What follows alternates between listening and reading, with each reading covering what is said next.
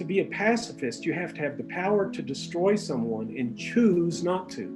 If you don't have that power, you never had the choice.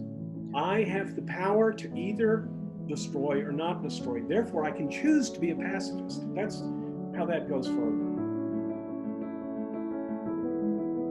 What I'm going to say first is that the Shu-Ha-Ri seeds, the seeds were first planted in my head by in two ways. One is Pascal Krieger wrote a book 30 years ago called The Way of the Joe, which has a small chapter about Shu-Ha-Ri, and then the article that you sent me of Takamura Sensei speaking about Shu-Ha-Ri, which really blew my mind.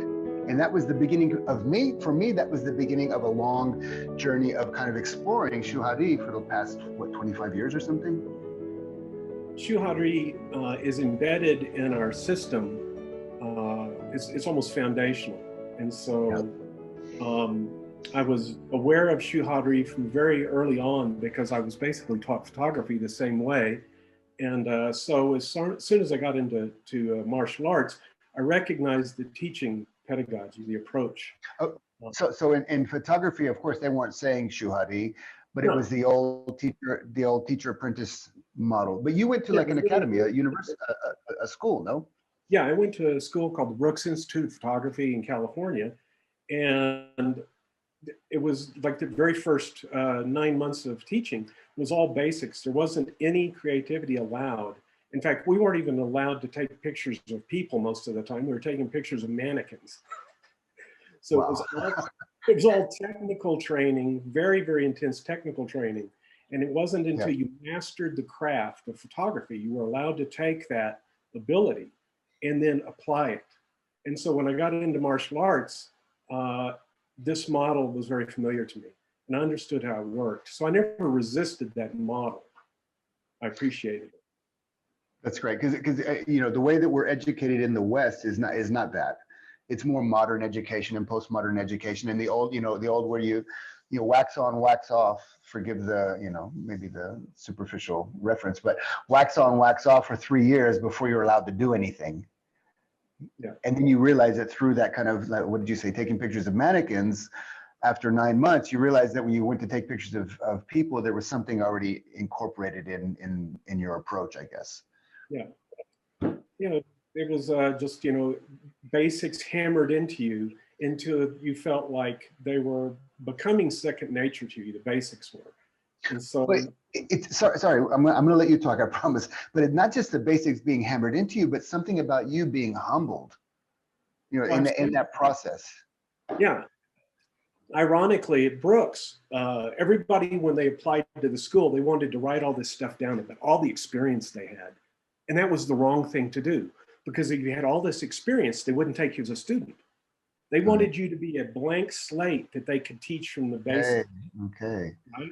They didn't want you to have experience in photography. They want you to have interest in it, but not a lot of experience.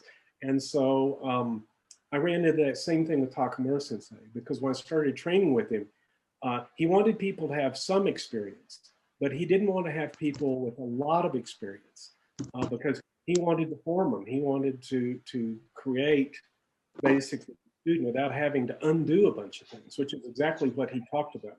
Like, I don't like having to overteach bad habits, so I prefer you have no habit, right?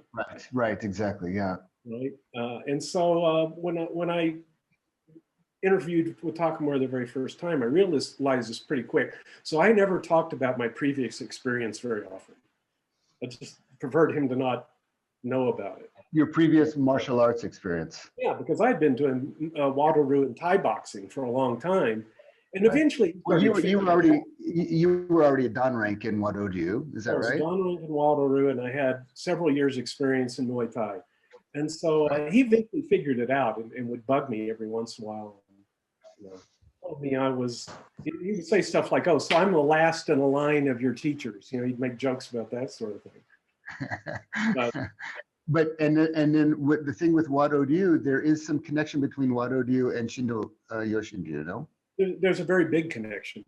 Essentially, for people that are from Aikido, Shindo Yoshin Ryu is to Wado-Ryu what Daito-Ryu is to Aikido.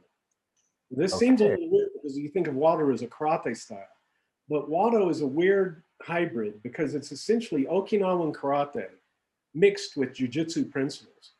So it's much softer and more subtle martial art than most people think of when they think of Okinawan karate. A metaphor I have to use all the time is I say, you know, the founder of Wado-Ryu, this guy named Otsuka, it's like he saw a beautiful sports car, but he didn't like the engine in it. So he pulled the Okinawan engine out, put a jujutsu engine in his beautiful Okinawan sports car.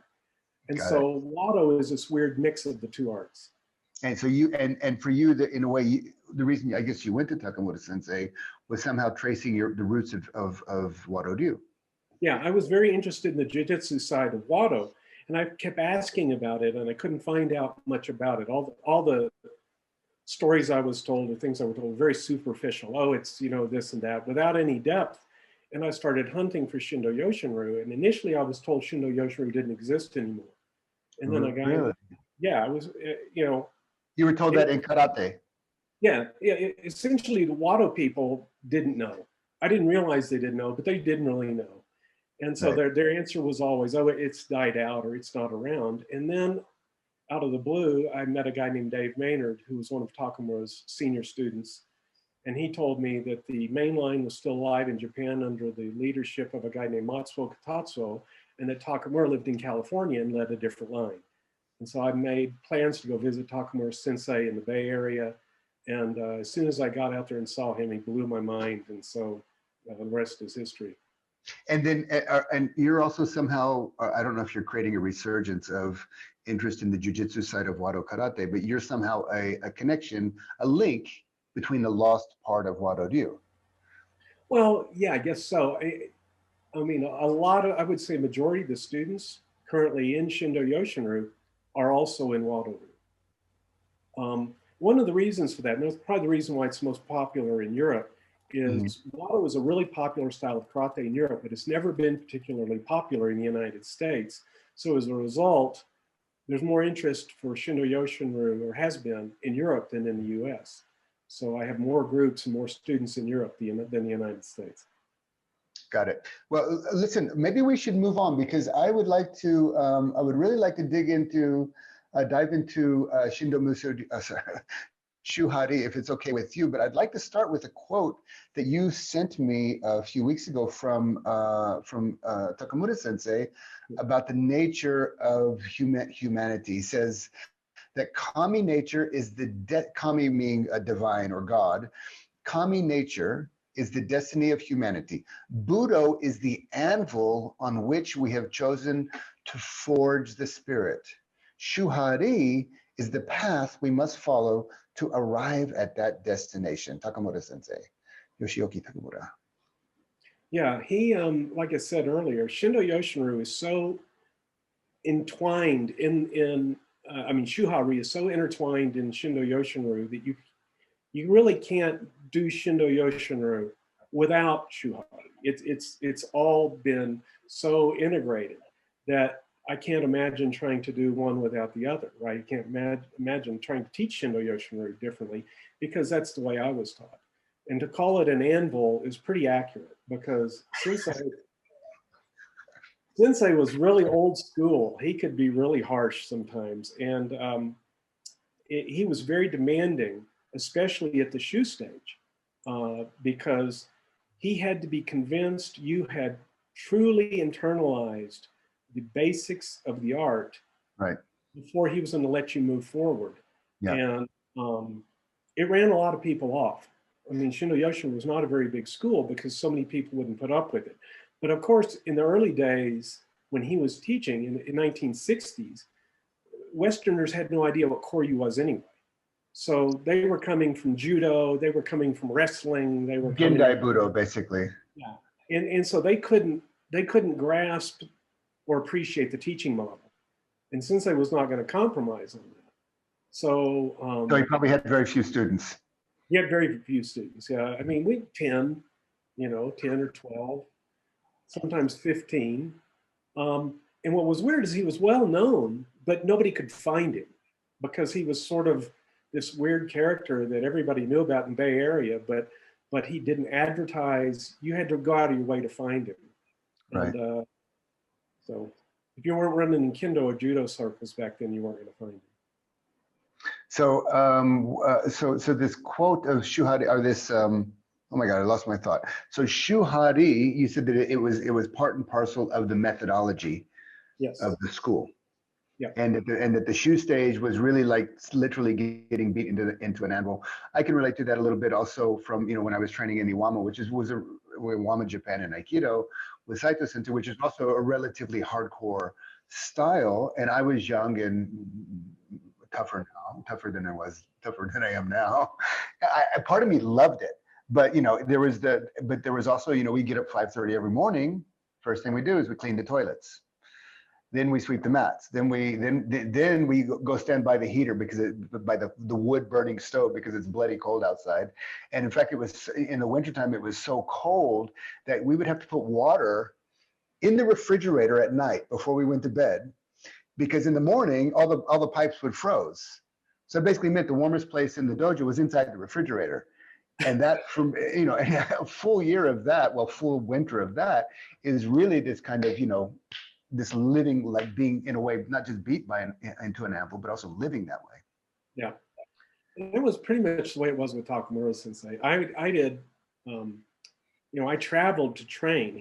I didn't live in the Bay Area. I lived in Texas, so I was flying to California every month and spending as long as I could. Sometimes it was long weekends. Sometimes it was as long as a week if I could arrange my business schedule to do photography out in the Bay Area. But when I was there, it was pretty hardcore. I mean, I come from karate and Thai boxing, and I've got to say, there wasn't anything. It wasn't a let up of intensity to go from Thai boxing to Takamura Shindo Yoshin Ryu. But you also had to let that go in order to. I had to let it go, but as far as the intensity level, though, it was the same. Yeah, right. I mean, he was a very intimidating little guy, and you just had to deal with it. I've told people before, he would look at you when you start kumitachi, and those little gray eyes of his would look through your soul, right? And I remember standing in front of him and thinking, if he hit me in the head and cleaved my skull open, he'd sleep like a baby afterwards. He'd both sleep like a baby. Yeah, that could be really, really intimidating. And that was part of Shu. And this is an important thing to remember. Yeah. I remember I showed up back at SMU one weekend. There's some people probably on the call here or on the thing here remember this. I showed up at SMU and I was minus one of my eyebrows. Takamura Sensei cut it off with a shinken. You mean shaved it? You mean like with a strike? Yeah, he cut at me and cut my eyebrow off. And I got pissed. I was not happy, and we had to have a discussion about this. And it went nowhere. He had absolutely no sympathy. In fact, I said, "Well, if you had killed me," he said, "Well, then it was your day to die." That was his answer. So that was part of the intensity of the training. He wanted to intimidate you, and he wanted to see how much intimidation you could take before you turned and ran away, basically. Okay, so that, in a way, that's what Shu is all about. It's about, really, what do you say, learning the forms, learning the basics, the strategies, whatever, and then putting them under pressure. And if they destabilize, you go back to Shu. You stay there until they're, as you say, internalized and stable under pressure. Absolutely. And then you can move into, or then we say move from one to another. It's actually a gradual, natural approach. But do you want to say more about that? Transformation more than it's a move. Yeah. What was it? Would you say transformation? Yeah, it's a transformation, and it's an uneven. This is something that I think it's really important for people to understand about Shu-Ha-Ri is it's a transformation, and it's uneven transformation. Yeah. Right. So in Shindo Yoshin Ryu, Shu-Ha-Ri manifests itself three ways. And within those are three more ways. And so you learn your kata, and then we kind of need to explain what kata is. Then you learn your riai. And the riai are the principles. Right. And then you learn what's called dotoku, which is the ethics, essentially, of the art. And those things are all taught together. But each one of them is taught, goes through Shu-Ha-Ri as well. Oh, that's really interesting. Yeah, that's a good thing. So it's multidimensional. Yes, it's very multidimensional, and what I'm saying is that you can proceed farther in one of those areas than the other area. So you may be approaching ha in one area and you're not even close in another area of your learning yet. Right. Right. So it So, can, there's like if we look at it as three waves, just as a model, there can be imbalanced development. Absolutely. In, you might be relatively, what do you say, advanced in one of those three, and relatively weak in another. Yeah. Hopefully, you're not technically advanced and ethically underdeveloped. That's one of the problems. That's the big problem. Yeah, it's the Darth Vader move. And people don't think about that as far as Shu-Ha-Ri. So, for instance, when we talk about the kata, I'm going to kind of digress real quick into kata. A lot of people don't understand what kata really are. And so a kata is a two-man, for us, is a two-man training vehicle. It's a vessel that holds principles. So you have the physical kata, and within that physical kata, you have to regress through certain stages, right? But there's also regress. Hang on. Through the physical kata training, you regress through certain stages. Progress. Your progress, but you but as you progress through this process, okay, there are different kinds of kata. So the way I like to use a metaphor for this is you've got a box, called kata, and it has a name on it. So it's like Uchi Ude Garami or whatever we want to call it. Inside that box is a cube called the omote kata. Okay. The omote kata is the teaching kata. It's the kata you use that has the basic movements in the form that you learn, and it's very, very dot to dot. It's very primitive in certain ways, in that you have very big dots you hit in this movement. Okay? So just in case anybody doesn't get the term omote, it's external, outside. External, yeah. Yeah, okay. So you have the omote kata, which is the teaching kata. Teaching kata doesn't have to be realistic at all. It is teaching something else besides practical application. It's teaching body dynamics, and it's a vehicle for teaching principles and embodying principles. Okay? After you have mastered the omote kata, you learn the ura kata. The ura kata is more like an application. It has deeper principles in it, and it has more dots. Okay? More subtle dots and more subtle principles embedded in the kata.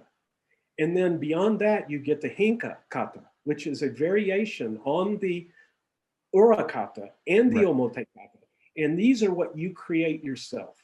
Because if you're a big, strong, tall person, or if you're a small woman who doesn't have as much strength, you are allowed to use the principles in the kata, but adjust it for your physical limitations. Or the situation.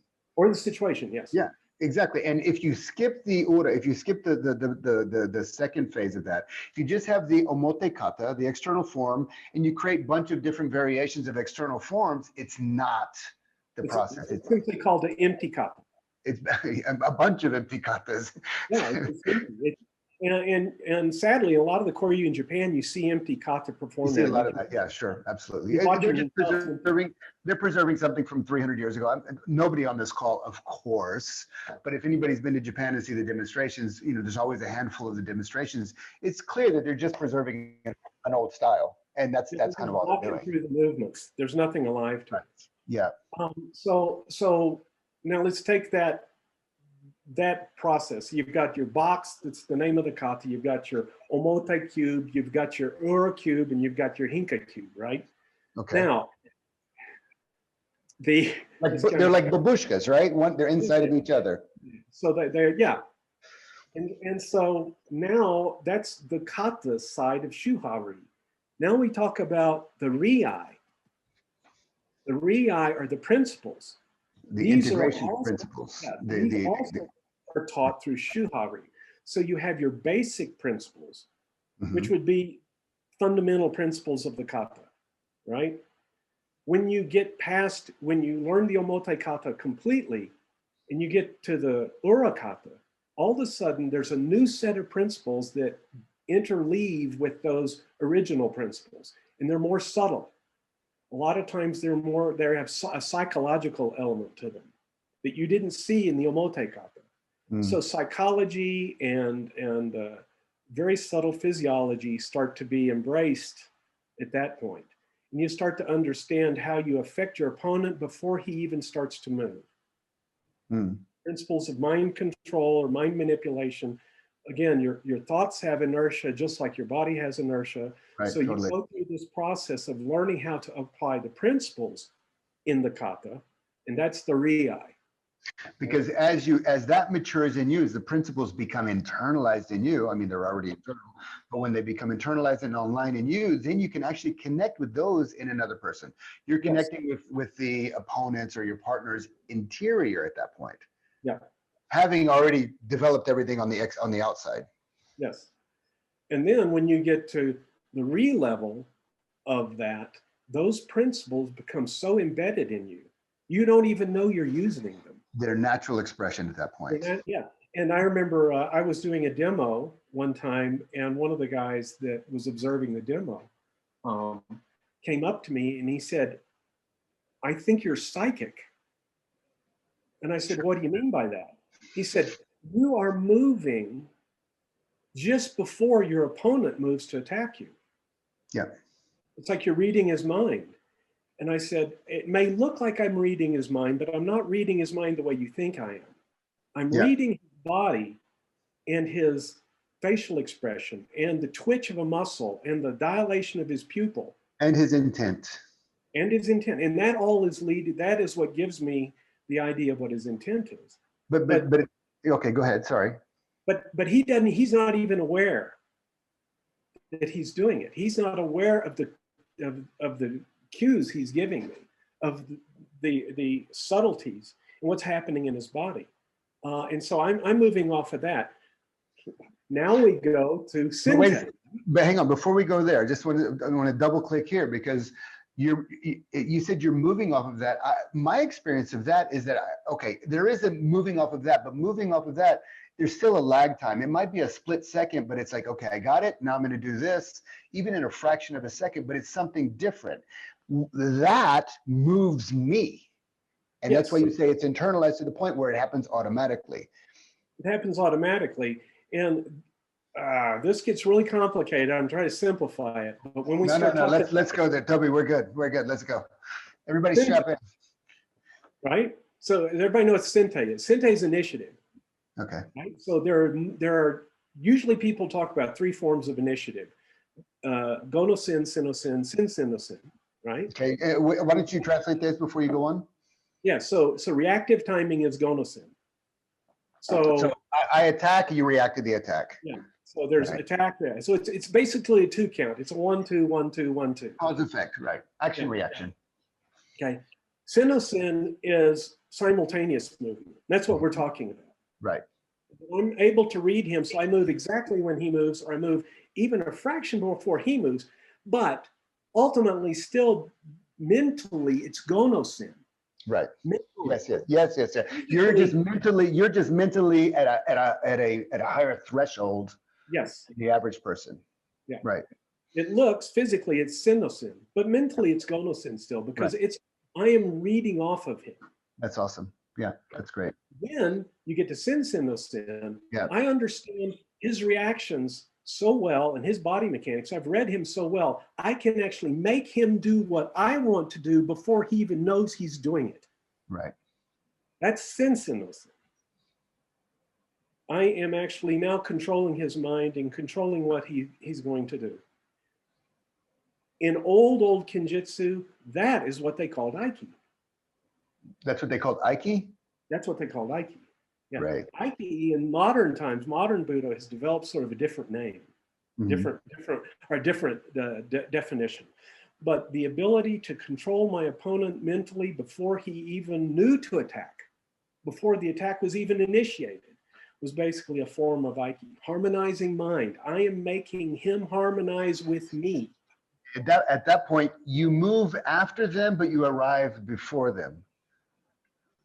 Or you already arrived. I so destroyed their ability to attack me. Right. That I attacked them and they couldn't even get their mind organized to defend themselves. That's awesome. That's awesome. So when you get to that point, now you're talking about Ri as part of the Ri, right? It's the Shu-Ha-Ri of Ri. Exactly. And Ri is an integration of the principles, and Shu-Ha-Ri are the developmental stages of maturity in the integration of the principles. Yes. Okay, great. So we talked about Shu-Ha-Ri and kata, Shu-Ha-Ri and Ri. Now it's And Dotoku. say it again. Dotoku. Dotoku. Well, one more time. Dotoku. Dotoku. Okay, ethics. Dotoku. Ethics. And so whether you want to call it ethics or virtue, whatever you want to call it, the idea here is that ultimately that drives everything. That the way, you know, and I was trying to explain this to somebody else earlier, is that we have essentially 3 triangles that are made up of 3s. And we lay these triangles on top of one another in a graphic that explain these 3 different things we called sanchie, the 3 wisdoms. And so Dotoku is the last of these characteristics of Shu-Ha-Ri, because we have to have ethics. We have to now we have to teach ethics. When do you use the kata and the ri we are teaching? I just brought this up. Toby, why don't you keep talking? I'll put this up for a moment. Go back again to the 3 triangles. Describe this for a moment. Yes. So what you've got is you've got Shu-Ha-Ri, which is the lightest of the 3 triangles. This is Shu. This one is Ha over here. Yep. And this one is Ri. The kind of gray triangle here. Yeah, the gray triangle. And so you have kata, you have ri, and then down at the bottom you got dotoku. And dotoku, again, is the ethics of it. So when do you apply the kata? When do you apply your ability to use this knowledge you're empowering yourself with? Okay, this has to be part of the formula. Because if it's not part of the formula, you are just falling into what they call setsunento, the life-taking sword. You're using your talent not for proper ethical reasons. Yeah, even even if you're a good boy and a good girl, if it's not if it's held by moral force, it's different than actually maturing to the point where your sword will be a life-giving sword. Yeah. And so in the framework of Shu-Ha-Ri, the way we explain this is the very first thing you have to do at Shu, ethically, is you have to examine yourself and examine what your innate tendencies are. What are your innate attributes? Are you a person that's calm? Are you a person that's excitable? Are you a person that's easily angered? What is it about you that makes you you? That's Shu. Well, does this include our basic caveman survival, fight, flight, freeze in the face of fear reactions? And that's in a little more depth in one of the other triangles. Okay. So the idea is that you have to examine your innate tendencies, your innate character, and decide what are you really made of. And then you have to figure out how that fits within who you want to be. What kind of person do you want to be? And then you go to the next level, right? You go from that to how does that person that you want to be fit into the culture in which you live? Because that becomes very important, especially in Japan, where group benefit is so important as opposed to individual benefit. And by the way, that was another way to not get selected as a student by Takamura Sensei. If you had a real strong individualist bent, he wouldn't take you as a student. Well, I mean, look, by default, Americans, Westerners in general, but certainly Americans, by default have a strong individualist bent. It's in our DNA. Yeah. So that's probably why he only had 10 students. Yeah, and he would tell you that. He would just be real honest about it, that you had to have this sense of culture. You had to have this sense of fitting into a group as a member of a group. Yeah, this is what Ellis was talking about in one of our last meetings. He was saying that loyalty was a higher value. Yes. Loyal to what? To the conformity of the group. And when it comes to individual, it's me first. Conformist is like I put my group first and I submit myself to the greater, well, hopefully the greater good, but certainly to the greater group. And that's implicit in most of the Koryu schools. Well, it's implicit in Japanese culture. Yeah, exactly. From A to Z, period. Yeah, Yes. it's the most, it is the most conformist culture society in the world. Yeah, and so Takamura was very strict about that. And then once you, that's read. So at that point, what you're discovering, you're applying, you're going through application, right? You're applying yourself, applying your talents and skills to benefit the group and not the individual. And that's Ha as far as ethics. Right. And you sacrifice the individual early on for later, the individual can emerge, but in a really shaped, with the character fully shaped by the system. Yeah. And then at Ri, it's true, I guess what you would call true pacifism in a way, but not the pacifism most people think of. No, You know, no, yeah, in right. Takamura's original interview, altruism maybe is also a good word for it. Mm-hmm. But in Takamura's original interview with Stan Pranin, when kind of he ended up, you know, getting on the radar of everybody, he made this statement that a lot of people misinterpreted. But he said, to be a pacifist, you have to have the power to destroy someone and choose not to. If you don't have that power, you never had the choice. Yeah, yeah. Right? It's not true pacifism. No, it's not. You're just a victim, hoping that the oppressor doesn't destroy you. Your potential victim, hoping an oppressor doesn't destroy you. Shigeto Obata, Takamura's grandfather, said it a little differently. He said that he hung around with a bunch of really famous people in Bakumatsu in early Meiji period Japan. One of them was Katsu Kaishu, who became the first admiral of the Japanese Navy. Mm-hmm. And Katsu Kaishu was a very famous samurai. And he told Shigeto Obata, he said, the way to ultimately use your martial arts is through negotiation. The way to avoid violence is through negotiation. But you always negotiate with your sword in plain sight. From power, yeah, right. Yeah. Exactly. Yeah, you always have your sword with you. So he knows you're not negotiating from a position of weakness. Right. Right? And that's very important as well. So anyway, that's how Shu-Ha-Ri is employed in Dotoku, how we expect you to develop morally, to become a virtuous person through that same process. And these processes all lay on top of one another. You can't really have one without the other in Shindo Yoshin Ryu, or you're not doing the art. Okay? Got it. And then you have Tenshijin. Right? Okay. So let's say, so we've got these 3x3, that's kind of multi-dimensional, and there's layers, and like we were saying before, the development is not really 3 smooth waves, but it's really rather a messy affair. But over the long run, you can see a shape happening in that direction. Yes. And one of the tricks when you're given a teaching license, we don't have any belt ranks or anything like that in Shindo Yoshin Ryu. Yeah. You're given teaching licenses. And so my job as the leader of the school is to make sure that each person brings up whatever their weakness is in this process to basically the same level as the others. So if somebody, you know, jumps way ahead in one area, I have to then slow them down in that area and then push them in another area. Well, which is natural, because we're gonna. What was it? It was let's just simplify it. It was form, principles, and ethics. So yeah. we're gonna naturally be gravitated towards one of those. That's gonna be one of them will be our strength, and another one will probably be our weakness, where we tend to put the less attention on. Yeah. So through this system, if you're working in a living transmission with the teacher is going to say, okay, good with your strength, that's fine. Now let's pay attention to this area where you're kind of not so developed there. It's not so natural for you. Yeah. And part of the challenge in all 3 of these areas is that we're not a modern Buddha. We're still a Koryu.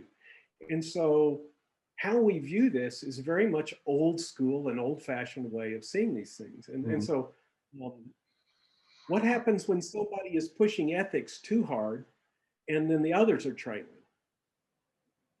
Yeah. Takamura would slow them down, and he would do it sometimes in a pretty harsh way. One of the things he would do something unethical just to teach you a lesson. No, but what he would do is he would, again, you've got to go back to an Edo period mindset. You've got to go back to a different way of thinking about what is virtue. This is what Ellis kind of talked about last time, is what is virtue? Well, virtue is not the same as morality in the 21st century, Edo period virtue, right? Yeah. We are historical preservationists. So we're going to gravitate towards a mindset that is long gone. And so there's a good friend of mine is a guy named Bob Nash, and he's a Wado 7th on. And a lot of times Wado people get hung up on the term wa because they think it means harmony, peace, and love, and all this sort of stuff. Right. Bob reminds them that wa is an old Japanese Edo period word that means that feeling of harmony and contentment you feel after you've killed all your enemies. So it's the thrill of victory. It's the thrill of victory and not having to face the agony of defeat. That's the wa. Yes. And so this would slow people down that were running off the moral cliff towards something that wasn't really the teaching of the school. There's, why it's, I think we were talking the other day and I said, harmony is not the same as peace. These are two different things. Yeah. And so, I remember asking Takamura about it. He was like, harmony is when you're with somebody who's an adversary or a potential adversary, somebody you don't agree with, but you figure out how to exist with them. You figure out how to live your life with them, even though you're not always agreeing on everything. You're constantly pushing and pulling and tugging and yanking, but you're both agreeing that ultimately warfare or conflict is a bad thing. So you figure out how to work with one another so you're not in conflict, as opposed to peace, which just means everything's hunky-dory.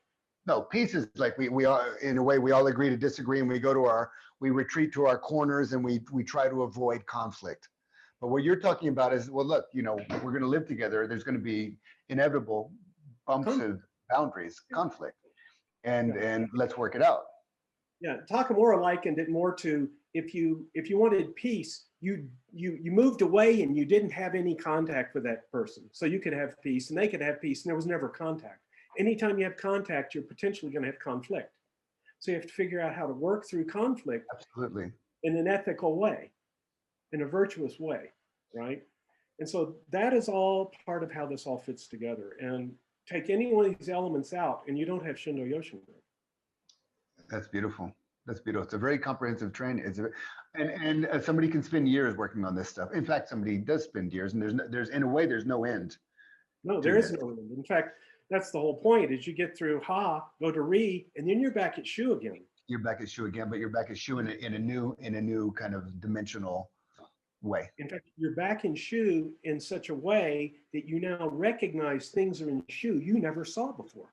Yeah. You return to the beginning and seeing it as if for the first time. Yes, and so it's this constant. This is the whole thing with Marabashi, that you've got this constant flow of energy. Marabashi is the ultimate expression of all this, but it literally, the kanji means to roll. Okay, Maru is to round, and Bashi is it a bridge? Is it a Bashi is Hashi? Well, I mean, how do you translate Marubashi? Well, what's weird is Marabashi it's in the character's in the center of the graphic you put up. Okay, well, I don't know if I can, my kanji is pretty rusty, Toby, but I'll pull it up anyways. Somewhere, okay. So yeah, so on the left, the left radical is for his wheel, cart. Yeah. I believe, if I'm not mistaken, it's been a while. Around. Is there any kanji experts here or Japanese kanji experts? Doug Walker's here. If you could open your mic and maybe tell us what this. Oh, really, Toby? Yes, I threw you under the bus. Yeah. You're correct. It's wheel or cart. This one here, the left side. Yes. And the right side? The right side is like speaking, I think. Something like that. Yeah, right. Yeah. So yeah, but Sensei, to tell them, I mean, Marabashi is not a reading of that character unless you're in Yagi Shinkage-ryu. Yeah. A lot of the Koryu have very weird pronunciations of certain characters that are almost specific. Like archaic, archaic language. Yeah, it's very archaic and it's very, very Ryu specific. So Marubashi is a concept from Yagyu Shinkageru, the art that Paul Manaug does, that was here last Right. time. And so we have a big influence from Shinkageru as well. The Jiki Shinkageru people have a similar term. It's called Marubashi, with a U instead of O. And it's different kanji characters, but it means the same thing in the context of their school. So again, the idea again is that you go through Shu-Ha-Ri and you end back at Shu, and you go through it again, because every time you go through Shu, you learn something. You see Right. something new. And not only that, when you go through it as a teacher with students, it's another turning of the wheel. You're going through it once again. Absolutely. Okay, so here's the big question. What does it mean, Marubashi? How do you translate it? Give me in English. You referred to empty Formlessness. Formlessness, that was it. Right, okay, good. Okay, so it's basically the forms and then kind of dissolving back into formlessness, and the forms emerging, dissolving back into formlessness infinitely. Yeah, it's you've internalized the teachings of the Ruha in every dimension without any conscious thought, right? Okay. So, we were talking about how everything's uneven. You're learning and you benefit in certain areas and other things lag behind. If you get to Marubashi, all those things have evolved to as high a standard as you can possibly imagine. Right. And so you're imbued through the Shugyo, through the training, right, to become powerful, compassionate, fearless, and virtuous, right? You're so confident in your abilities, you're so confident in yourself that there's no threat anymore. You just are able to basically confront anything without giving up those virtues, right? So it's like a fully realized, fully mature bujin or martial person, budoka. And that's one of the things like a guy named Yamaoka Teshu was talking about a lot. Right. Right? Yeah. And if So anybody's curious, hanging on the wall back there is a scroll by Teshu. That's amazing. That's incredible. That needs to be in a museum, Toby. And I've got like 30 of them. Oh my God. Takamura had an incredible collection. So, but this stuff, again, this is all really important to us because it founds the ethos of the school. And so the techniques of the school, the principles of the school, and the ethics are all bound together. Is there a Buddhist connection? I know Shinto was there as well, but because when I hear Marubashi, I think of, like the Zen saying of drawing on water. You draw on water and there's a form there for an instant and then it's back into formlessness. Yeah. And that's very Zen, not Shinto. Yeah. But I would say that you have to go back to Shinto as it existed in the Edo period, not as it exists today. Well, and sorry, Toby, just want to say, Anne Seaborn, is it? Let me check. Anne Seaborn really gave us a full definition and translation of all of these things. So if somebody wants to check the chat, you can do that. Yeah, sorry, Toby, go ahead. But where was I here? I got distracted. So, yeah, sorry. Edo period, the Shinto. Yes. So you got to remember that you're looking at Shinto through Edo period beliefs and not post-World War II Shinto, which is what, shrine Shinto we think of today. So there was a lot more syncretic influence of Buddhism and stuff in Shinto back then. And Shinto tended to be also much more regional. So Takamura came from a sort of a folk Shinto that was down around Mount Kurama and Lake Biwa and everything in southern Japan. And so they had the Kyoto area. Yeah, and they had there's more syncretic beliefs from Shinto, and also Shugendo also had its own influences from Buddhism that were integrated into what they did. What is Shugendo? Shugendo. What is Shugendo? You don't know what Shugendo is? Or Potato, Shigendo, Shigundo. I don't know what it is. Shugendo is a I just would say mountain ascetics that roam around Japan. It's a very syncretic, strange. Yeah, sure. The Yamabushi, not the Yamabushi. Yeah, Yamabushi Okay. follows Shugendo, right? Right. And Okay. so, Got it. Yeah. this ties into all the mythology in Shindo Yoshin Ryu surrounding Tengu mythology and Yoshitsune mythology and all that sort of stuff. So this is really fascinating, but I'm wondering, just because of time, maybe we just leave that for a moment, because I'm very interested in this. But I think if we go there, because we took a bypass from the Tenchi gene. yeah, well, Tenchi-jin and the other element, or the other triangle, which is called Shinshawa, Yeah. are other triangles outside of Shu-Ha-Ri. They're important to us, Okay. but they're not so important to this discussion. Right. I mean, they are from the standpoint that they're important to Shindo Yoshin Ryu, but as far as directly relatable to what we're talking about, they're a little different. For instance, in Tenchi-jin, we talk about honno, which is instinct. See how this goes back to that. So, Say it again. Under chi, Hono. instinct, honno. Yeah, instinct. Okay. Instinct.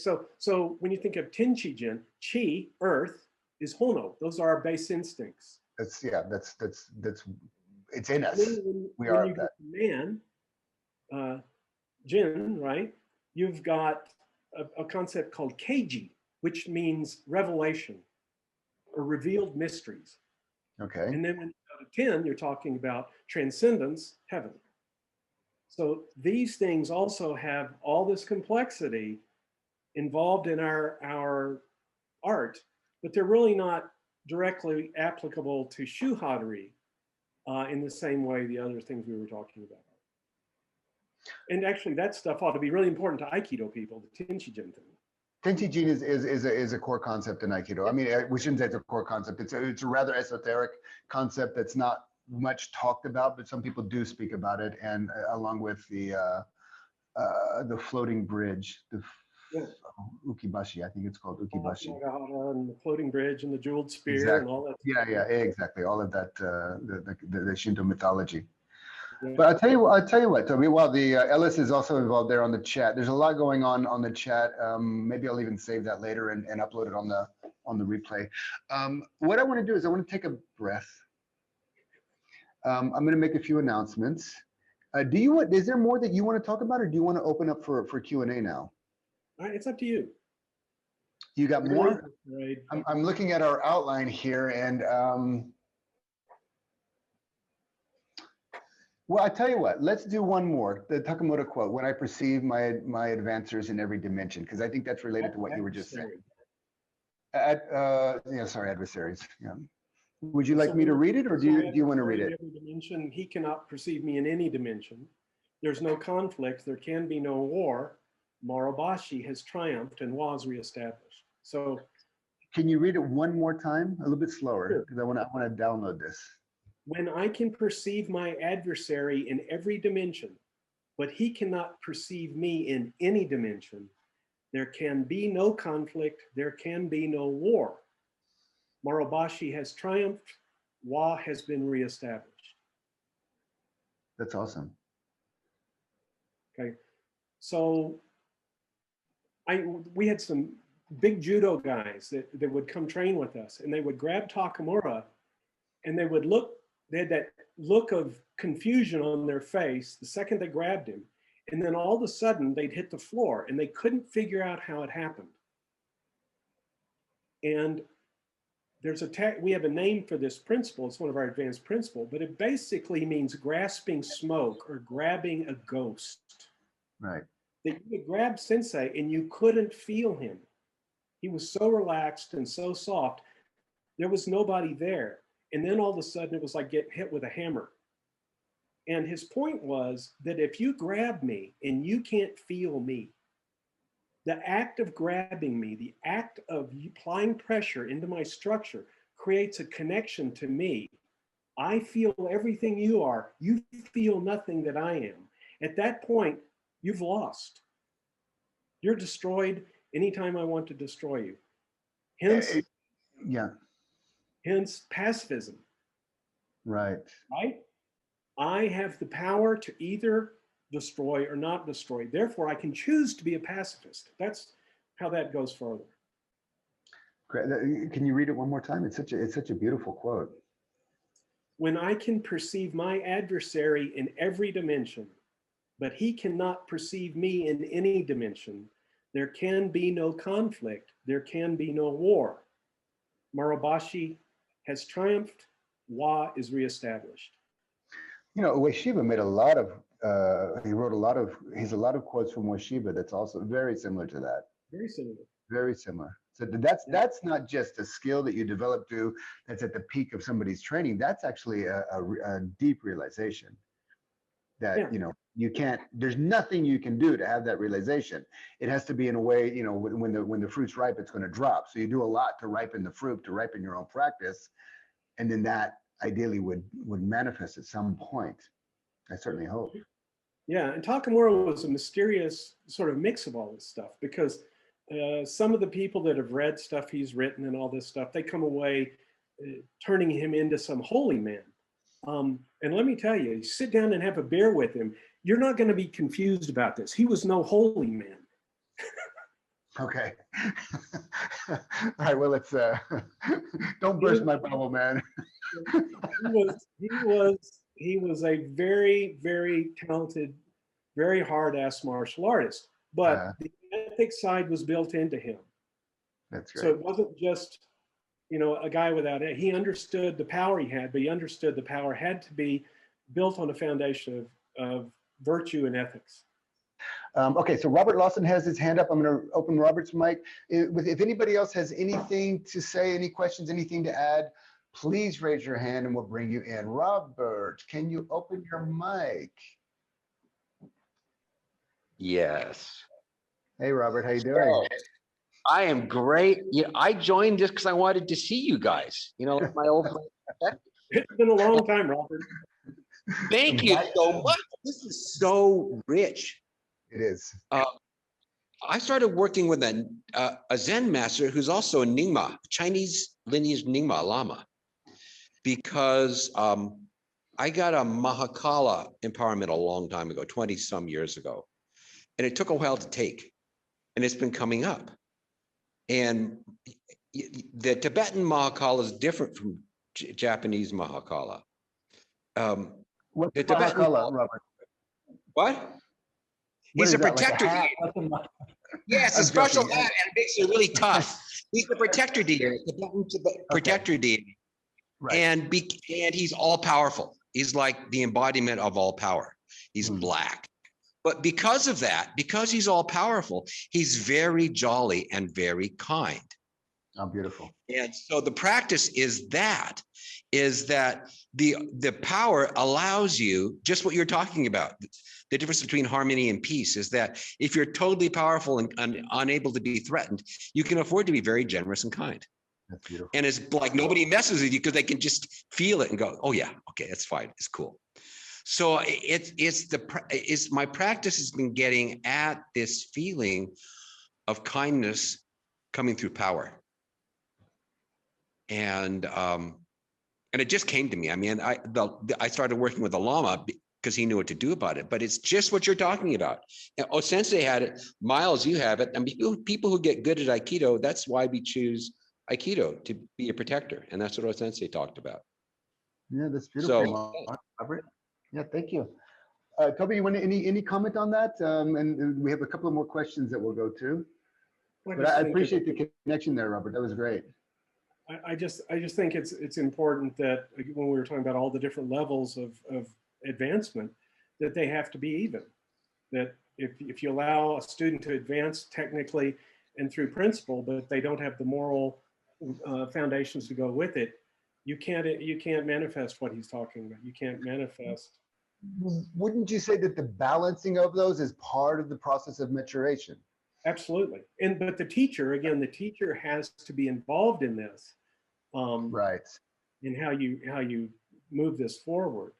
You know, I don't want to jump off too far to the side here, but this is something Ellis brought up before, is the idea of pedagogy and andragogy, right? Right. And so Koryu operates like a pedagogy at Shu, because it's one direction Which, teaching.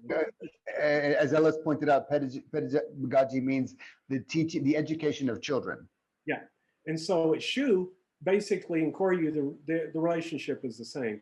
The teacher is teaching one direction to the student, like a child.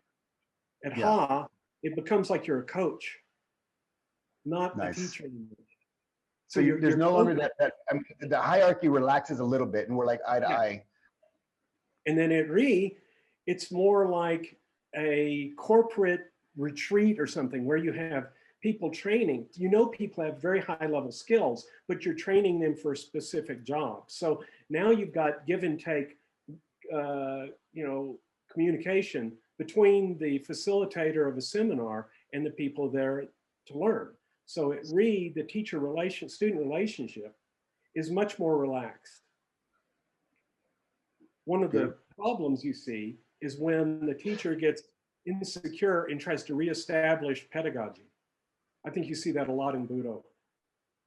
Unfortunately, it's a lot in Budo, yeah, and that's usually where I was speaking. I actually had a phone call with Pascal Krieger Sensei from Shindo Yoshin Ryu. He's one of back in the day with Don Draeger he trained, and he actually looks at the Ha stage as a stage where there's a break from the teacher, because something goes on with the teacher. They can't quite deal with the student gaining power or growing.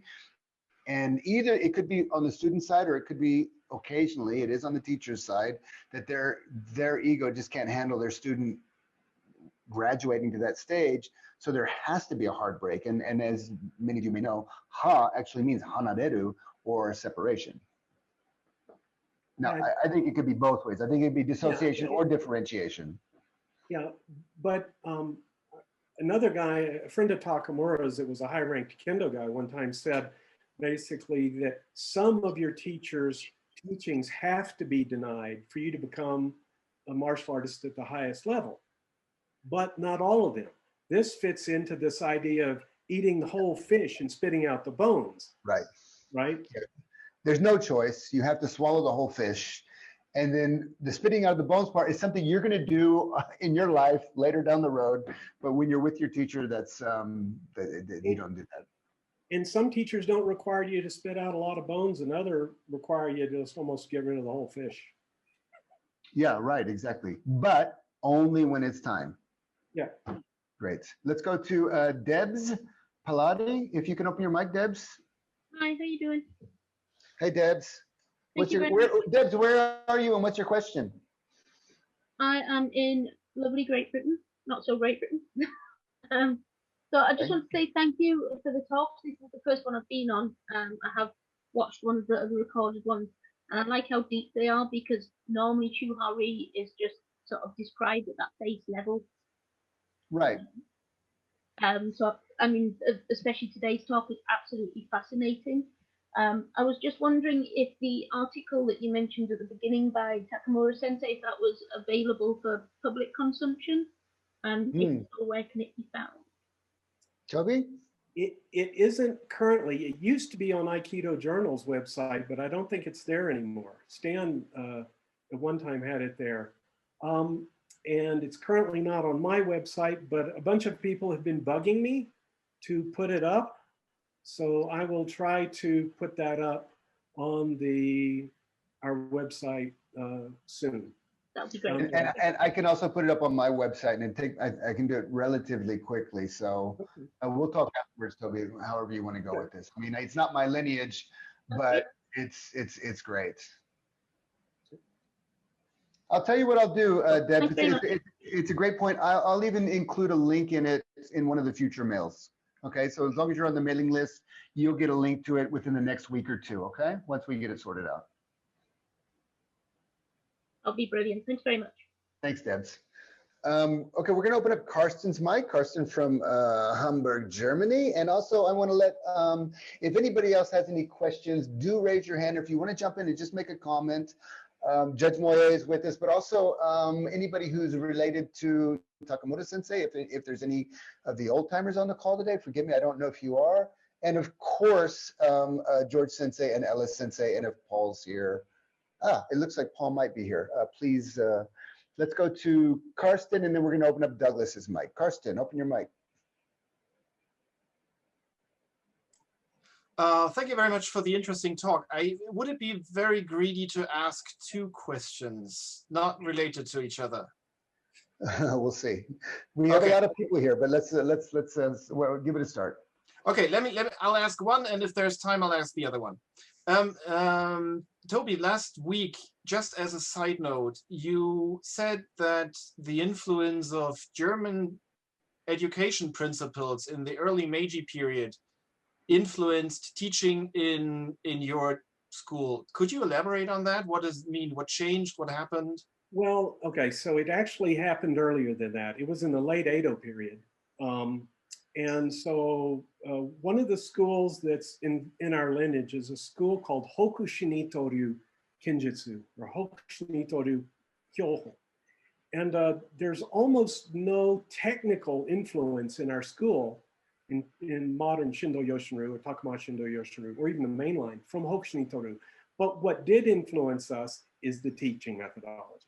And so this guy, Shusaka Chiba, who founded Hoku Shinito Ryu, read a book on German teaching methodologies and started employing those teaching methodologies. This idea of principle-based teaching as opposed to using mysticism and that sort of thing as a teaching model.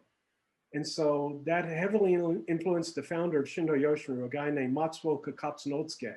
So our teaching method and this idea of going from pedagogy to andragogy and influencing people with more scientific appreciation or attention to body mechanics came out of Germany. And this is at a period of time when gymnastics and that sort of thing started also becoming popular in Europe. And those things worked their way to Japan and influenced Hoku Shinito Ryu, which influenced us. Karsten, continue. I think that let's Douglas first, and let's see how much time is left. Okay, Douglas, you want to open your mic? Go ahead. I have plenty of time to talk to Toby. Go ahead. Yeah, Karsten, go ahead. We also got time. We're doing good.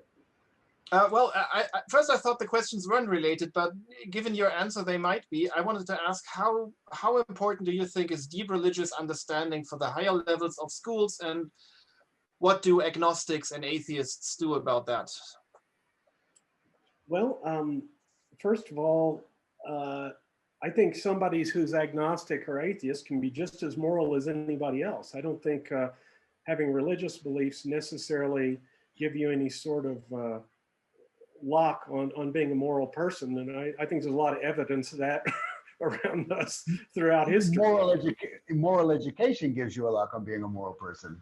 Sorry to interrupt, but I meant religious understanding, not necessarily belief. I would differentiate between understanding religion and spiritual understanding. Yeah, maybe, sure. Well, okay, so I'm a little confused by the question. Do you mean virtue and ethics, humanity?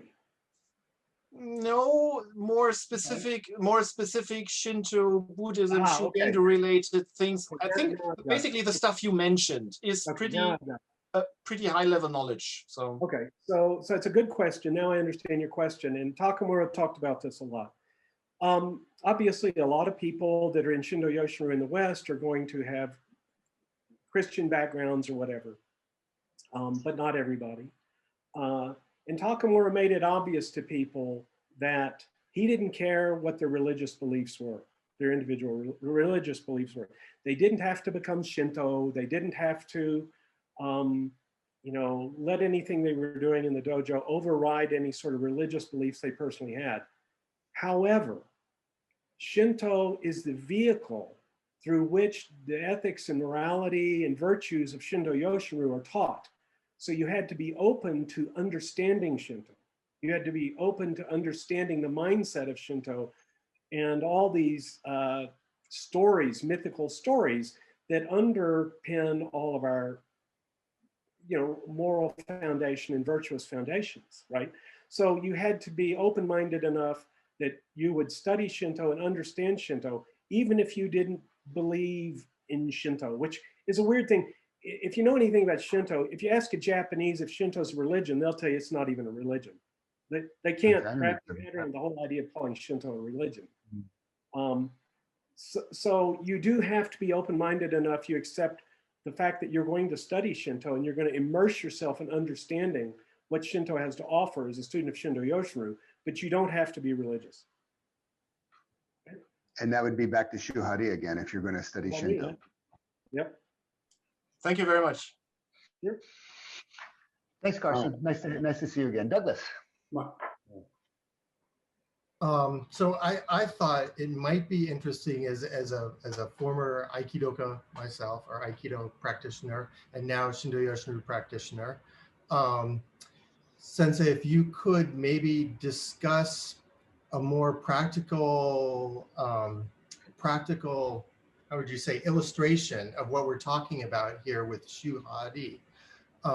Maybe go into, I think it would be interesting for Aikidoka to go into how we treat the Uchitachi and the Shitachi, how they interact with each other, and how they interact with the sensei or the teacher at that time.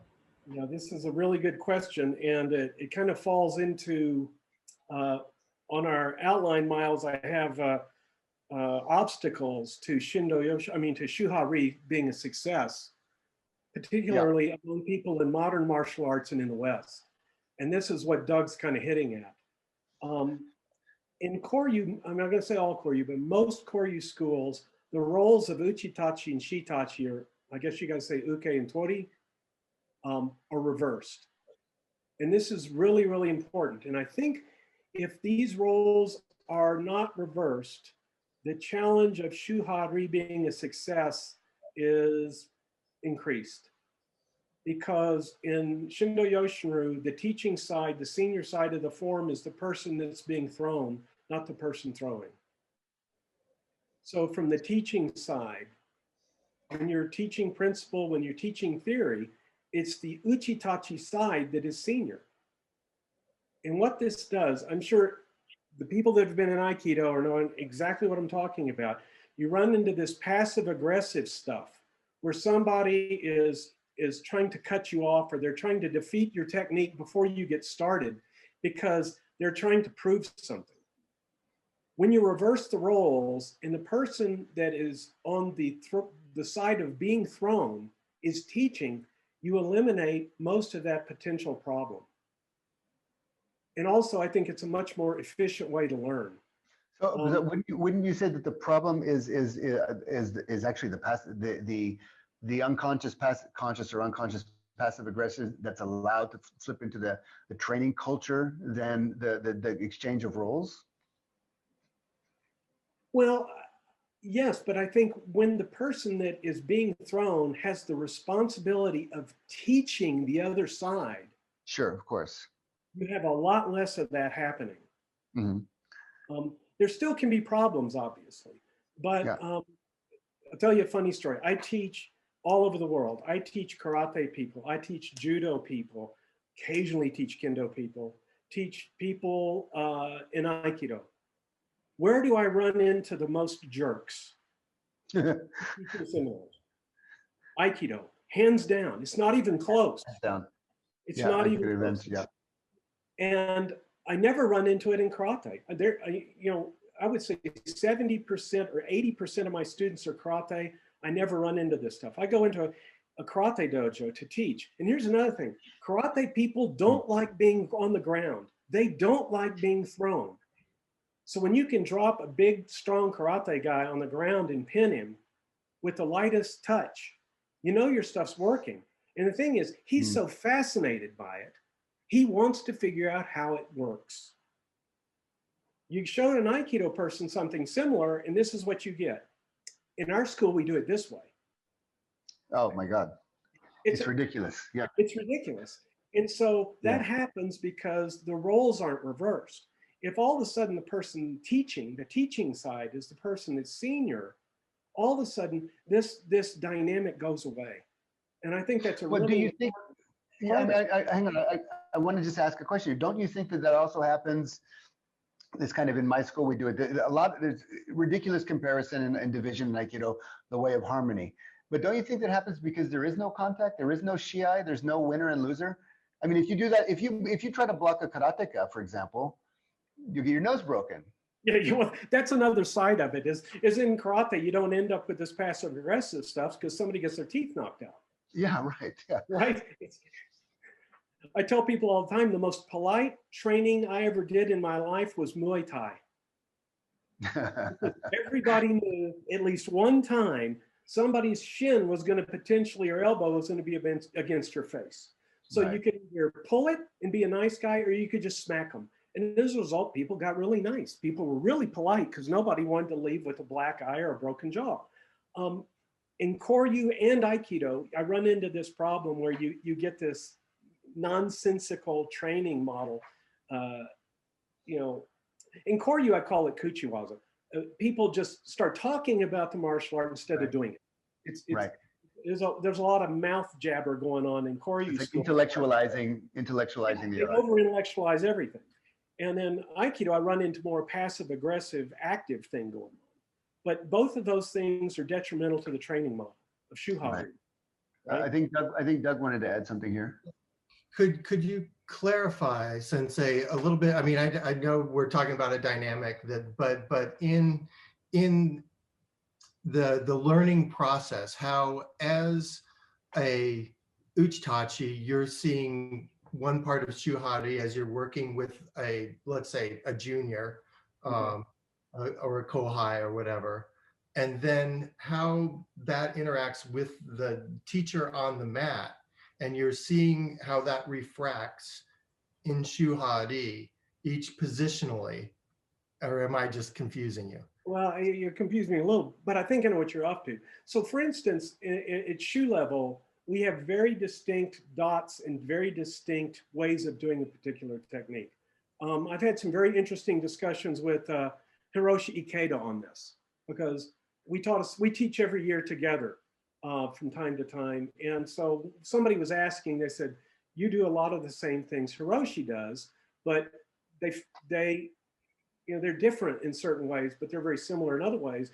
And so Hiroshi was trying to explain to the student that in Shindo Yoshin Ryu, they have, and he used Ikkyo as an example. We don't call it Ikkyo, but he used Ikkyo as an example. He said, if you watch somebody from Shindo Yoshin Ryu do Ikkyo, he said, they're going to do it a certain way. And he said, if you bring a guy in from halfway around the world, he's going to do it exactly the way Sensei Toby does it. Because now, bring 20 Aikido people together, they'll all do it and it looks similar, but none of them are actually doing the same thing because they don't have kata. Everything's waza-based, right? So this is a problem. He considered this a big problem for Aikido because there was no set kata, therefore there was no consistent set of principles employed in any individual technique. I think George Ledyard earlier said, you know, he was training with Saltome and he's doing the technique this way and looks to the right and says, that guy's doing it different and this guy's doing it different. What am I supposed to do? And Saltome said, they're all right. Well, okay, maybe that's good. Maybe that's not so good because there's no foundation. There's no Shu, right? And so as the Uchitachi, when I'm the teaching side, I can lead the student through that technique, through physical contact, so they understand exactly what the form really is and exactly what the principles should feel like. Because I know how to resist appropriate to that technique and the principles that are being applied. Okay, I'm not trying to jerk his chain. I'm trying to teach him the form. I'm trying to teach him the kata. I'm staying in the box of the kata. And a lot of times there is no box. Right, exactly. And there's no consistency. So the teaching falls apart. So there's the forms, the necessary forms, and then there's the senior practitioner, let's just say, who has transcended those. So he's moved through those forms. They know how to return back to the form and give the right amount of pressure to keep them on their learning edge, not too complacent and not too above their head, so they can continuously develop and evolve and grow. Yeah. So that way the person is not only learning how to apply the principles correctly, but they're learning how to stay inside the proper form for that kata. They know how to teach the omote kata. And they keep the shitachi inside the omote kata through physical connection. Great. Thank you very much, Douglas. I appreciate that. And Debs, I don't know if I'm not gonna raise your hand, open your mic because we got another question here, but I think they found the Takamura Sensei's article on Shu-Ha-Ri. There are a few links in the chat. You guys can check that out. Who's Adam has his hand up. So Adam, can you please raise Adam your... Rao. Hey, Adam, how are you doing? I'm doing well, Sensei. How are you doing? It's a long time. I haven't seen you in a long time. I know. Our beards are still the same. So I had a question, and I know you touched on this a little bit in your book, but I'm kind of curious since we were talking about some of the ethics earlier. You mentioned in various traditions, certain things get technically lost. You know, we just don't have this technique anymore. It was taught at one point and now it's not, and it's in the curriculum, but we're not sure what it is. I've read about that from certain technical perspectives, but I was wondering if you could comment on if there's any of that from like an ethical perspective. There is this concept that it's written like this and it existed maybe in the Edo period, but we're not sure what it meant, so we don't even teach it anymore. Like, how does one grapple with that, or are there examples of that? And that's a little trickier because I think that has a lot to do with transmission that becomes kind of iffy. That's one of the problems with Koryu, right? Is that we are historical preservationists first and foremost. That is our reason. I tell people all the time, Aikido is really in a tough spot. It's got a tough mandate because Aikido has got this passive, you know, I don't know what to call it exactly, but this idea of peace and harmony, this ethics from Shinto, I don't know the word for it, but there's an ethical component to Aikido that they have to maintain within the model of Aikido. And that's very difficult to do. I think it's a very tough mandate. Koryu is a lot simpler. We're just historical preservationists. But on something like that, it does get to be difficult because you're talking about an ethical mindset that doesn't really exist anymore. And so how do we, you know, maintain that and then exist within the modern mindset, right? The modern ethical mindset. And of course, we have to view it differently. We have to turn that switch on when we step in the dojo and turn that switch off sometimes when we leave the dojo, right? But as far as what is actually passed to us, ethically passed to us from past generations, it's really hard to, first of all, identify exactly what that would be, or if it changed over time and what's been passed to us has already been changed. Takamura used to say this all the time, is that it's really difficult to know how to answer that question because we don't live in a feudal society. We can't even imagine living in a feudal society. We can't even imagine a warrior class that had so much power that in modern society, we don't have any context to this. So I don't know how to answer your question exactly. I understand what you're getting at, but I'm not sure how to answer it. well, I appreciate the attempt. It was very fascinating. Thank you. Yeah. It's good Thanks, to Adam. see you. I hope to see you sometime. Yeah, pleasure. Same. Great. So look, we're coming up to the 90-minute mark. We're probably going to go over a little bit of time. Toby, do you have a little more time? Sure. Great. Okay. So I wanted to give a chance for Ella Sensei and George Sensei, and if there's a few Pauls here, but I don't know if it's Paul Minogue Sensei. But Paul, if it is you, if you guys could open your mics and maybe jump in and has anything been stimulated? George, I think your mic's open. Yeah. You know, these discussions really bring the problems to the George, can you put your mic a little bit towards? Is that better? Yeah. The problems that, you know, I've done Aikido for 42 years, and I trained with somebody that I think was really at the top of his game for post-war Aikido. So, you know, I don't think there was there were different experiences. You had a different experience, but I don't think there was a better experience around. And so, you know, I was lucky that way, but it also, these discussions really bring to bear just how kind of screwed up Aikido is. And it's difficult for me because I love the art, but I've spent a lot of time in the art reinventing the wheel as I've just through my own investigations and trying to expose myself to other things, I've discovered principles, etc., that clearly should be in Aikido and probably were. I mean, you know, if O-sensei was, I think, you know, as we said, Shu-Ha-Ri is kind of inherent in Japanese culture. And I think that, you know, O-sensei, when he was teaching those young deshi after the war, that his personal students, kind of was looking at everything from that standpoint, and that there would be a development. The development got cut a bit short. You know, a lot of those deshis were at Hombu Dojo with him 5-6 years, and then they were sent out to other countries, you know, and it was like, you know, look at what happened in the United States. I mean, the first head of the United States Aikido Federation that they created was Yamada Sensei. Well, Yamada Sensei was a 4th Dan when he came to the United States. He wasn't some 8th Dan, you know, soke type. It wasn't at that level of sophistication, and yet he was already over here spreading the art. And, you know, that had implications for what got transmitted, and those implications are still with us. And it's difficult.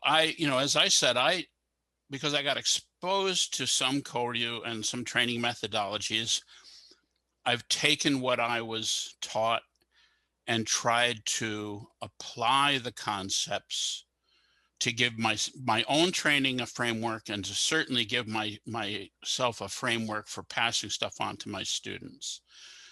But you know, I'm rather in awe of the people who trained as Toby did, as Ellis did, you know, Mike Scoss, I mean, any of my friends who really did the work in a Koryu, because, you know, a lot of this stuff, I just have to just kind of discover it. And it was there, you know, laid out for them. They have principles, they have forms that teach this principle.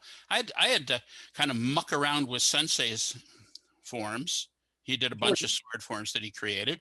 And I had to muck around and find these things in there and go, oh my gosh, that's in there. You know, it's a much harder thing. You know, what we're supposed to be transmitting is not very well spelled out. I think the vast majority of Aikido is that most of what passes for advanced Aikido are people who are very good at the form. They're very good at the Shu stage. And if you start talking about some of the more arcane stuff that is absolutely part of the sequence of teaching in some of the Koryu forms, you won't even necessarily find it. I mean, I taught a seminar where I was talking about some of the principles that I had figured out that Satomi Sensei was doing. And I had a guy who was pretty senior with another teacher come up and say, I've been training for 25, 30 years. I've never heard anybody even talk about this stuff. And this wasn't a junior guy, you know, so it's really a problem. And it's a problem to define what we want our art to be, and to understand what it could be and should be. And, you know, it's all over the place. And, you know, some of us were lucky to train with people who were better than others, but Satomi Sensei's training methodology was not particularly organized. It was more the old, you know, you work with me, you put your hands on me, and you steal the technique. And that doesn't work for current Western, you know, certainly that's a terrible system for me to try and pass on stuff to my students, because my students don't train enough. They're not on the mat enough hours to learn that way from me. Plus the fact that my brain doesn't even work that way. So I'd prefer to be more organized. Yeah, so I'm very glad we're having this conversation about Shu-Ha-Ri. I've run into the same limitations that you're speaking about, George, in my own way, in different ways. And Shu-Ha-Ri really helped me out with that, at least what I know. Ellis or Paul, would you like to jump in here? Sure. Hi, Ellis. Well, a couple points come to mind. First of all, you know, in Meiji period and before, many people would get Menkyo Kaiden in 5 to 7 years. They were successors of an art in 5 to 7 years. That was not unusual at all. What that means is that people were training with more dedication. The model that Toby's been talking about, it's an either or. Either you're that committed and you're going to give away that much of your life if your marriage is interfering, divorce, if your kids are getting new kids. You know, I'm being a little whimsical, but also I'm not. I really am not. There's a level of commitment that's required in this model, a level of intensity that's required in this model. And what Toby just brought up about how Aikido reversed, actually Daito-ryu reversed the uke and tori paradigm. I think one way to illuminate this is there's a set of kata in Toda Habukoryu, which are kusarigama against naginata. So naginata is a really, really powerful weapon. Kusarigama is a fascinating thing, but it's a kind of a toy. And yet the kusarigama is the uke in these kata. So you've got an 8-foot long weapon, and you're attacking a little handheld sickle with a chain on the end of it. Now, these techniques are called kusarigama naginata aiki no koto. There's that aiki term again. And the last technique in these kata, the naginata will cut down, and the person with kusarigama catches it on the top of the sickle. Okay? And it's all very dramatic and all that. So let me ask a question. Is that possible? Is that humanly possible? The answer is no, it is not possible. So what's happening here? The teacher is putting herself or himself at mortal risk to teach that person to do a straight cut. Because if you wiggle, you're going to miss. It has to be absolutely straight, right? You know, it's sort of like target shooting, and I want to teach you how to shoot a gun, and I'm going to hold a plate in front of me, and it's your responsibility to shoot the bullet in the metal plate, right? Right. So what does this engender?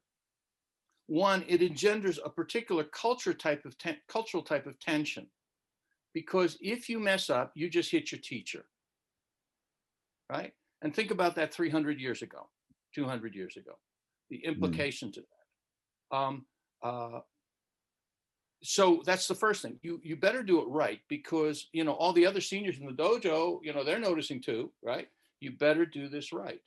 The other thing is, think of what that psychologically engenders in an individual, where, wow, my teacher is putting himself at risk to teach me. Think of the loyalty that engenders. And in a sense, the only remnants of this kind of thinking actually in Japan are in the Yakuza world. And I heard of an Oyabun. His parents, he was basically a wild kid. Probably in America, they would have given him a lot of Adderall. But he couldn't be managed in the village, so the parents give him to the Yakuza to raise. And he was a massive, powerful guy and had his own group. And whenever, I'm sure some people have heard the punishment that if you mess up, you have to sacrifice a joint of your finger and present that, etc. Well, this guy, whenever his minions would mess up at a higher level, he would not have his minion cut off a fingertip. He would cut off a fingertip of his. Wow. And on one hand, he only had 2 fingers left. On the other hand, he had 3. And I remember talking to my Koryu teacher, and I said, oh my goodness, because, you know, whatever, you know, I mean, how did he eat? And he looked at me with contempt and he said, that man has 10,000 people who will die for him. He doesn't have to feed himself. Mm. So, you know, what Toby's talking about in its extreme extravagant form is that. Mm. And the true model, it's the senior, the teacher, because they know more, can titrate the passing down and onward of information. Unfortunately, the Aikido model trains people on one level, at least, how to try to survive if the senior or teacher means them ill, and that's called guru kemi. Right? I'm trying to divine my teacher's intent, not get injured in the process, attack a certain way to conform to what I believe to be my senior or teacher's desire. So aside from some of the, you know, the outcome of that, people being passive aggressive or something like that, because I saw you remonstrating, it is in the teaching model that when you make the senior the person who does the throwing, the winning, and the form and all of that, I think it is pretty hard to learn a classical way, including therefore Shu-Ha-Ri, no matter how hard you train, no matter that you were cleaning the dojo and, you know, unfreezing the pipes and all that kind of stuff, but you're not learning in the way that creates that kind of human being that Toby's been talking about.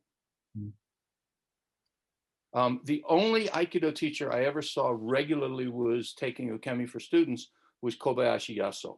Right. You go to his dojo and he would show the technique, and then the rest of the time he'd be running, walking, running, whatever, around the dojo and taking ukemi for each of his students. Mm-hmm. That's all he did. And, you know, and however good or bad they were technically, he certainly created a community of people who had fine character. Yeah.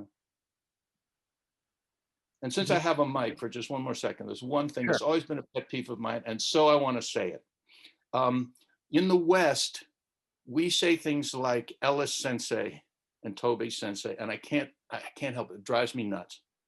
And the reason it drives me nuts is in Japan, when you refer to somebody by their first name, you're an intimate or they're a child. And if, for example, my students were in the presence of Japanese and called me Ellis Sensei, right there, I would lose 80% of the respect. And so for me, usually even something like this, I'm Ellis. But now that I have a little platform, I think that if we're going to do the Japanese thing, we should call people Threadgill Sensei, Ledyard Sensei, when we're using that term as an honorific. Because as soon as we use the first name, we just took the honor away from the person. So since I had the mic, I decided to take it. So Sensei, thank you. An awkward silence. No, it's great. For a So second. let's go ahead. Paul, Manogue Sensei, are you here? I am. I There am he is. very Hi, much. how's it going? Great listening to the talk. Always fun. I miss sitting with Toby and having a few beers and having these conversations in person. But it got me thinking. Two things. Something that Doug brought up and something that Toby touched on was that we talk about this ethical communication through the Koryu, and I just started to think about how intricately it's woven into the Shu-Ha-Ri. And that might be one of the problems we have such a difficulty in the West learning these kind of things, is that most people come in with a preset idea that they are already morally developed. They're not coming to you for that. They're coming to you for something else, you know, and sometimes that works out, right? You can go in and think, I just want to have some physical exercise. I want to have some camaraderie and all that. But without accepting the idea that we want to show you this way of developing a moral character. And Miles, you and I chatted about this a little bit with the Kiga Nagai Kokoro Maruku. illustration. And for those of you that haven't heard that from Japanese culture, you take the character for ki or energy and you stretch it long. You take the character for heart or spirit and you round off the hard edges. And you take the character for hara and you stand it on its side, because in Japanese to say you're angry is to stand on your stomach. So stomach is not standing, means controlling your temper. You make yourself small and you make others large. And these are the 5 main tenets that we're trying to imbue. These are the things we're trying to polish in, right? Or polish away that's what's corrupting it. And I think, you know, most people don't come into the martial arts thinking that this might be part of what they're learning, which makes the Shu-Ha-Ri dynamic even harder to absorb. But that was my 2 cents. And one thing about what Ella said, I had a hard time in Japan because I was always Paul, Poru, which made no sense because my name was easier for them in Japanese. Mano was easy. And then until about 10, 15 years ago, when I went back and insisted people start using my family name. Great. Okay. And final words, Threadgill Sensei. I'm happy to have been able to participate in this, and I'm glad to actually hook up with Miles. Miles and I were really, really tight buddies for years, and then our martial arts directions went completely opposite. He went to Japan, I met Takamura, and then they're still tight buddies. Yeah, we are, but we hooked up in Zurich 4 or 5 years ago. Oh yeah, that's right. Yeah. Hilarious day. But it's really good to see everybody, see a lot of faces, familiar faces, and so thank you for inviting me. And it was really an honor to participate in this with Ellis, Paul, and George. So thanks a lot. Great, everybody. Thank you very much. I want to thank everybody who joined, all the participants and all the senseis. And I want to wish you all success in your practice, and may your practice of Shu-Ha-Ri lead you forward, forever, always and forward, forever and always forward in your path of practice. Thank you, everybody. Bye-bye.